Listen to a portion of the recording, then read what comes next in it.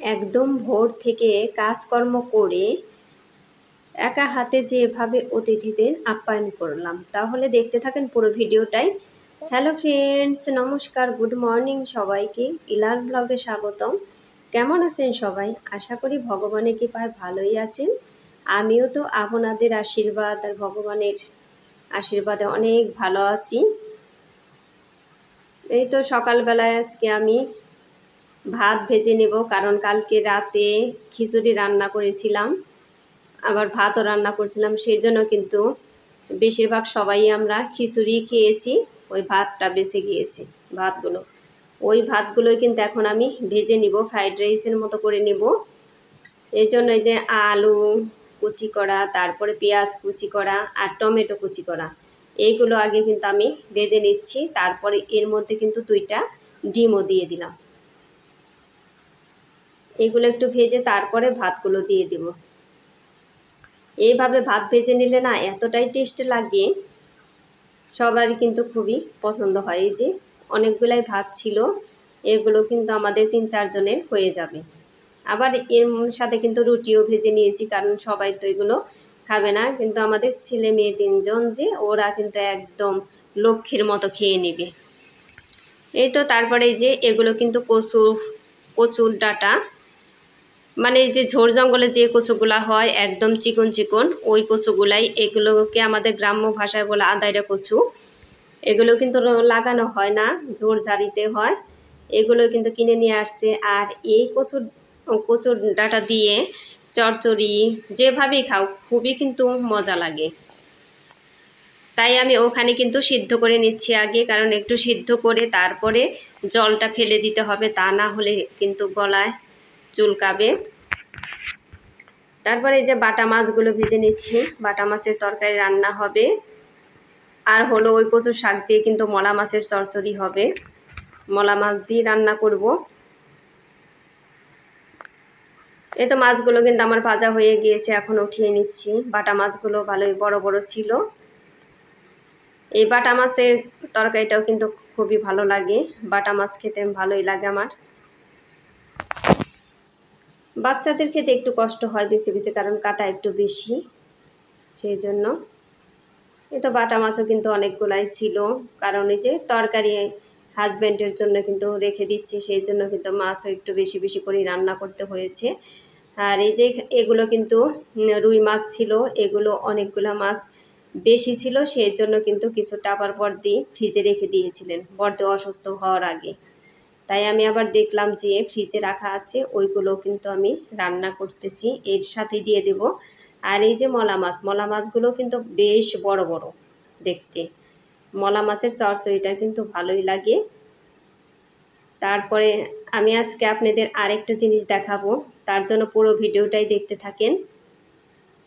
আমাদের কিন্তু মলা মাছের মাথা এভাবে রাখা হয় না, কারণ এভাবে রাখলে পরে না মলা মাছের মাথা খেতে একদমই ভালো লাগে না, কেমন যেন কামড় লাগলেই কিসকিস দাঁতে লাগে। এই তো মলা মাছগুলো কিন্তু ভাজা হয়ে গেল, এখন ঢেলে নিলাম। একসাথেই কিন্তু মাছগুলো আমি ভেজে নিলাম, এরপরে শুধু তরকারি রান্না করব। এই তো কাঁচামরিচ দিয়ে দিলাম, তারপরে পেঁয়াজ কুচি, রসুন কুচি, এগুলো দিয়ে দিলাম। এগুলো কিন্তু এখন ভালো করে আমি ভেজে নিলাম। তারপরে ওই যে কচুর যে ডাটা, ওইগুলোই কিন্তু দিয়ে দিলাম, ওই যে সিদ্ধ করে রেখেছি ওইগুলো। এখন এগুলো ভালো করে নাড়াচাড়া করে তারপরে কিন্তু এর মধ্যে কিছুটা আমি মলা মাছ দিয়ে দিব। আর সবগুলা মলা মাছ দিয়ে দেব না, কারণ এইগুলো দিয়ে কিছুটা রানবো, আবার আলাদাভাবে কিছুটা রানবো। কারণ এই কচুর ডাঁটা দিয়ে কেমন লাগবে সেটা কিন্তু বুঝতে পারছিলাম না, সেই জন্য কম করেই রান্না করলাম। আর ভয়েস দেওয়ার সময় আমার গলাটা এতটাই আটকে আসছিল, কোনোভাবে ভয়েস দিতে পারছিলাম না। আর এখন কিন্তু আমাদের এখানে প্রচুর বৃষ্টি হচ্ছে, সকাল থেকেই একদম বিরাম নেই, একভাবে চলছে এই বৃষ্টি। আপনারা ভয়েসে শুনতেও পারেন বৃষ্টির শব্দ। আর এই কচুর ডাঁটা দিয়ে চচ্চড়িটা কিন্তু বেশি মনে করছিলাম যে ভালো লাগবে না, কিন্তু এই চচ্চড়িটা এতটাই টেস্ট হয়েছিল, সবাই কিন্তু চেয়ে নিয়েছিল, এইটাই দারুণ টেস্টি হয়েছিল। আর এই যে আবার আরেকটা চচ্চড়ি রান্না করব এখানে, আলু বেগুন ধুন্দুল দিয়ে মলা মাছের চচ্চড়ি, এটা আবার আলাদা করে রান্না করব। দুই ধরনের চচ্চড়ি কিন্তু রান্না করছি। আর এর উপর আবার ঢ্যাঁড়স দিয়ে দিলাম কয়েকটা, কারণ বড়দি আবার ঢ্যাঁড়স খেতে পছন্দ করে, সেই জন্য কিন্তু ঢ্যাঁড়স দিয়ে দিলাম। এই তো আমার এই চচ্চড়িটাও কিন্তু হয়ে গেছে। এই চচ্চড়িটাও ভালোই লেগেছিল, কিন্তু ওই কচুরটা কিন্তু বেশি টেস্টি হয়েছিল। আমি প্রথম ভাবছিলাম যে কেমন লাগবে, তার মধ্যে শাশুড়ি মা বললো যে না, এটা কোনো খুবই ভালো লাগে। এই তো চচ্চড়িও কিন্তু ঢেলে নিলাম। তারপরে বাটা মাছের তরকারি রান্না করব। আর এর মধ্যে কিন্তু আমাদের বাসায় অতিথি এসে গেছে, ওই যে বড়দিকে দেখার জন্য। এখন কিন্তু 6 জন আসছে, তাদের জন্য ট্যাঙ্ক করে নিচ্ছি। এই তো 6 জনকে এখন আমি আগে দিয়ে আসবো। 6 জন না 7 জন আসছে, তাদেরকে দিয়ে আসবো। আরও নাকি আসবে, আরও 4-5 জন আসবে, তাদের জন্য আবার কিন্তু পরে দিব। একদম ভোর থেকে কাজকর্ম করে একা হাতে যেভাবে অতিথিদের আপ্যায়ন করলাম। এই তো রান্না করছি, তারপরে এগুলোও কিন্তু রেডি করে দিচ্ছি, কারণ বড়দি তো কিছুই করতে পারছে না, শাশুড়ি মাও অন্য কিছু করছে।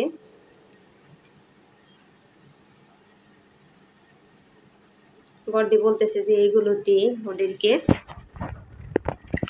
এই তো তারপরে যে ফলও কেটে নিয়েছি, ওনারাও কিন্তু অনেক ফল টল নিয়ে আসছে বড়দির জন্য। ডাব, লিচু, তারপরে মালটা, এগুলো নিয়ে আসছে। আর এই যে এইগুলো কি দেখেন তো, বলেন তো চিনেন কিনা? এগুলো কিন্তু মলা মাছের মাথা। ওই যে মলা মাছ দেখলেন, ওখানে কিন্তু মাথা নেই, কিন্তু শাশুড়ি মা বলল যে এই মলা মাছ রেখে দিই, তারপরে ভাজা খেয়ে দেখবো যে কেমন লাগে। একদমই মজা হয়েছিল এই ভাজাগুলো। এই তো তারপরে যে ওনাদের কিন্তু এই যে ফল আর এই যে জুস, ওইগুলো খাওয়া হয়ে গিয়েছে। এখন এই যে চা আর হলো বিস্কুট দিয়ে দিচ্ছি। এভাবেই কিন্তু আমি রান্না বান্নাও করছি, কিন্তু ওনাদের সাথে কিন্তু কথা বলার কোনো টাইমই নেই আমার। কথা বলতে পারি নাই, শুধু এইগুলোই দিয়ে আসছি গিয়ে। গেস্টরা হলো ওই যে বড়দির ছেলের স্কুলের আরও অন্যান্য বাচ্চাদের মা, মানে একসাথে স্কুলে গিয়ে গল্প টল্প করে, তারাই আসছেন দেখতে। আর ওদিকে কিন্তু শাকও ভেজে নিয়েছি। এই তো তরকারিতে ওই শাকগুলোই দিয়ে দিচ্ছি। শাক হলো সেঞ্চি শাক আর হলো কলমি শাক, এই দুই শাক দিয়ে কিন্তু এই বাটা মাছের তরকারিটা রান্না করছি। এই তো ওদিনের রান্না বান্না কিন্তু শেষ। আর এই যে কলার বড়া ভাজি করবো, ওনারা কিন্তু কলাও নিয়ে আসছিল। এক রাতেই আমাদের কিন্তু পচে গিয়েছে, এইভাবে হয়ে গিয়েছে। এখন তো এই কলা কেউ খাবে না। এটা কিন্তু পরের দিন বিকাল আবার এই কলা বড়দি বলতেছে যে ওই কলার বড়া ভাজলেও তো খাওয়া যেত। তাই ভাবলাম এখন কি ভাজবো, এখন তো আমার তেমন বেশি সময়ও নেই। এদিকে মনে করেন যে লাইভে সময় দেওয়া কত ঝামেলা থাকে, তাই ভাবলাম যে ঠিক আছে লাইভে সময় দিয়ে একদিকে এক বন্ধুকে সময় দিতে লাগছিলাম, আর এই যেদিকে কলার বড়া রেডি করছিলাম। এর মধ্যে কিন্তু আমি শুকনো চালের গুঁড়া ছিল ঘরে, চালের গুঁড়া দিয়েছি, আর হলো আটা, এইগুলো দিয়ে চিনি দিয়ে ভালো করে কলাটা মেখে তারপরে কিন্তু বড়াগুলো ভেজে নিচ্ছি। কলা ভাজতে ভাজতে আর একজন গেস্ট চলে আসলো বড়দিকে দেখার জন্য। এই গেস্ট হলো এই বাসারই, মানে 3 তলার ফ্ল্যাটে থাকে, উনি দেখতে আসছেন।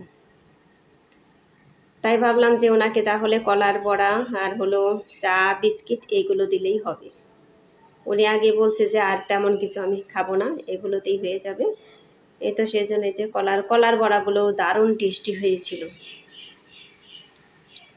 আমি কিন্তু এভাবেই কাজগুলো করি।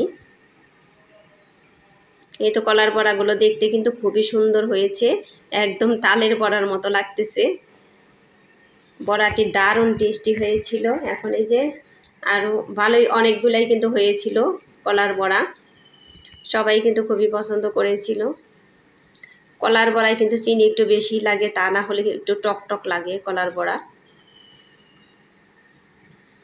চালের গুঁড়া দেওয়াতে আরও বেশি টেস্টি হয়েছিল, কারণ একটু মুসমুসে হয়েছিল, খেতে ভালোই লেগেছিল অনেকটা। এই তো তারপরে উনি আবার দুধ চা খেতে ভালোবাসে না, যে গেস্ট আসছে উনি, সেই জন্য কিন্তু এই যে র চাই বানানো হয়েছে। র চাই আমরা এখন কিন্তু খাচ্ছি সবাই। শুধু ওই যে ছেলে সৌরভ, ও কিন্তু ওকে কফি বানিয়ে দেওয়া হয়েছে, ও আর হলো দিশা, এই দুইজনকে কিন্তু কফি বানিয়ে দেওয়া হয়েছে। এই তো বড়াগুলো কিন্তু এখন আমার ভয়েস দেওয়ার সময় দেখে খেতে মনে চেয়েছিল একদম। দেখেন দেখতে খুবই ভালো লাগছে। সবাই ভালো থাকবেন, সুস্থ থাকবেন এই কামনা করে আমার ভিডিওটি শেষ করছি। Tata, bye bye.